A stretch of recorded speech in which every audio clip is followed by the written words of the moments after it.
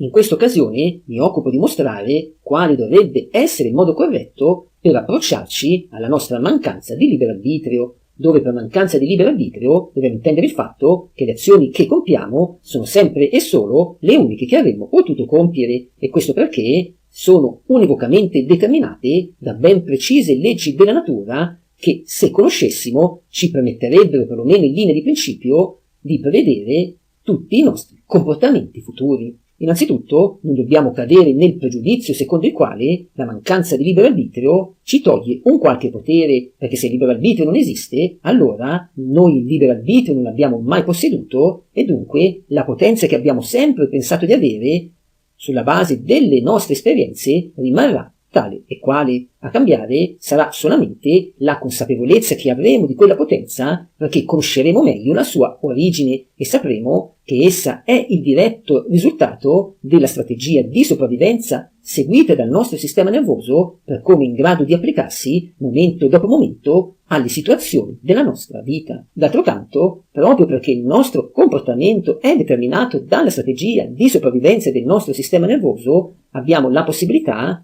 di comprendere e delineare tutte le ragioni che lo muovono. In questo senso possiamo definire il nostro comportamento come ragionevole in quanto interamente riconducibile a delle ragioni, cosa questa che non saremmo sicuramente in grado di fare laddove un libero arbitrio lo avessimo realmente posseduto, perché in quel caso il nostro comportamento sarebbe stato sempre riconducibile a un quid misterioso che non avremmo mai potuto decifrare alla luce delle sole ragioni che fossimo stati in grado di intravedere dietro il nostro comportamento, che in questi termini si sarebbe qualificato letteralmente come un comportamento irragionevole. Un altro pregiudizio sulla mancanza di libero arbitrio che siamo chiamati a superare è quello secondo il quale se le nostre azioni in linea di principio potrebbero essere conosciute in anticipo, allora esse non sono autentiche. In realtà questo è totalmente falso, perché a rendere autentiche le nostre azioni è il fatto che vi sono delle precise ragioni che le determinano, ossia a rendere autentica un'azione è il fatto che essa è l'espressione di qualcosa di ben preciso che sta avendo luogo. Se ad esempio quando abbiamo fame mangiamo, non per il fatto che questo è un comportamento prevedibile, allora potremo considerarlo meno autentico. Infatti, avendolo autentico,